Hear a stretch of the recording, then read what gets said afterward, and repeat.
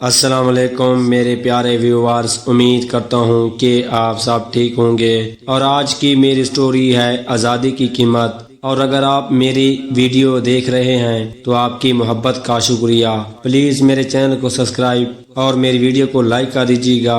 آئیے چلتے ہیں سٹوری کی طرف۔ میری ملاقات ان سے ایک امدادی کیمپ میں ہوئی تھی۔ کچھ عرصہ پہلے یہ لوگ خوش و خرم زندگی گزار رہے تھے، پھر فساد کی آگ ان کے گھروں تک آ گئی۔ اب ان کی بستی کا کوئی گھر محفوظ نہ تھا۔ انکل اخلاق کی بیٹیاں جوان تھیں اور آزادی کے ساتھ ساتھ ان کو جوان بیٹیوں کی عصمتوں کی بھی فکر تھی، جو ایسے حالات میں عموماً داؤ پر لگ جایا کرتی ہے۔ انکل اخلاق کشمیری شالوں کا کاروبار کرتے تھے۔ وہ شریف آدمی تھے، ان کی ساکھ بھی بہت اچھی تھی۔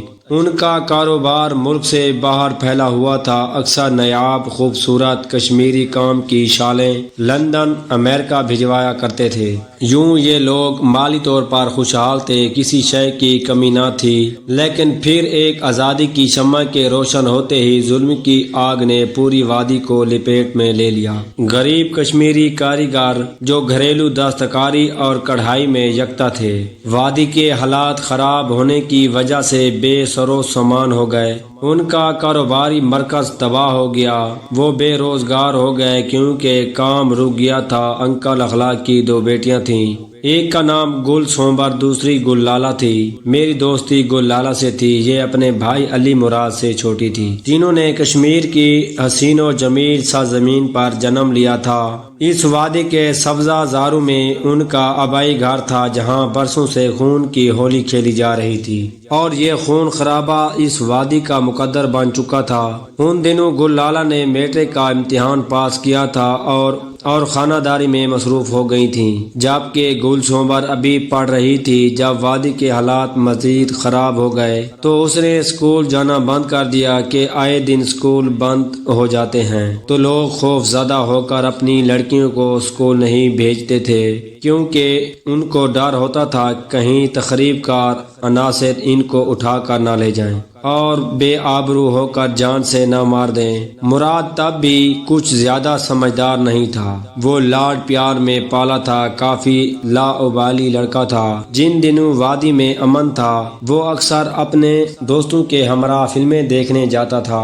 اس مشغلے نے اس کے مزاج کو غیر سنجیدہ بنا دیا تھا۔ وہ فلمیں تفریح پہلو کو مد نظر رکھ کر نہیں دیکھتا تھا، بلکہ فلموں میں لباس کی اریانی، محبت بھرے سین اور بے باکی و فحاشی اس کے مد نظر ہوتی تھی، جس کی وجہ سے ہما وقت روحانی ماحول میں ڈوبا رہتا اور اسی مدہوشی میں اس کو سرور ملتا۔ تنہا گویا وہ ارد گرد کے سنگین حالات اور ماحول سے فرار اختیار کرنے کے لیے فلموں کا سہارا لیتا تھا، جبکہ اس کاموں میں جب اس کا ماموزاد بھائی خالد نہایت دلیر، سنجیدہ اور صاف ادراک نوجوان تھا۔ اس کو اپنی وادی کے حالات کی سنگینی کا خوب احساس تھا۔ خالد جب بھی آتا مراد سے یہ کہتا، مراد لالے تم ہوش میں آ جاؤ، آگے چل کر ہمارے لیے بہت ہی برا وقت آنے والا ہے۔ ہم آزادی حاصل کیے بنا چین سے نہیں بیٹھ سکتے، جبکہ آزادی انمول شے ہے، یہ بھاری قیمت ادا کیے بنا حاصل نہیں کی جا سکتی۔ ہم کو حالات کا مقابلہ کرنے کے لیے خود کو تیار کرنا ہوگا،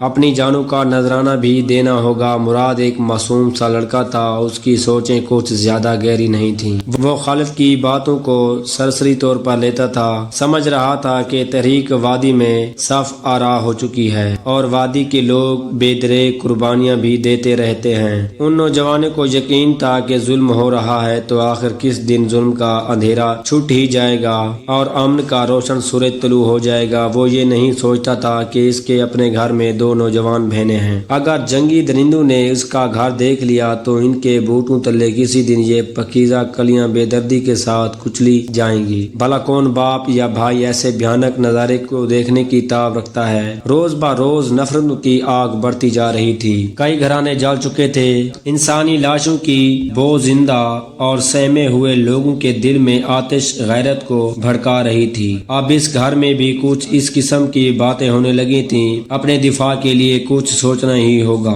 اپنے گھر کی چھت کو اور اپنے خاندان کے ناموس کو بچانے کے لیے سینہ سپر ہونا پڑے گا. آگ اس طرف بھی آ پہنچے گی. اب زندگی کے معمولات میں تبدیلی لانی ہوگی. مردوں کو مجاہدین کی صف میں جانا ہوگا. عورتوں کو اپنے شیر دل اور مردوں کی معاونت کرنا ہوگی اور حوصلہ رکھنا ہوگا، ورنہ کچھ باقی نہ بچے گا. آزادی کی نعمت تو درکنار اپنے گھر بار اور عزت سے ہاتھ دھونے پڑیں گے. انکل اخلاق کے گھر والے جب مل جل کر بیٹھے تو مستقبل کی یہی اندیشے موضوع گفتگو ہوتے تھے. اگر یہ سٹوری آپ کو اچھی لگی ہو تو میرے چینل کو سبسکرائب اور میری ویڈیو کو لائک کر دیجیے گا.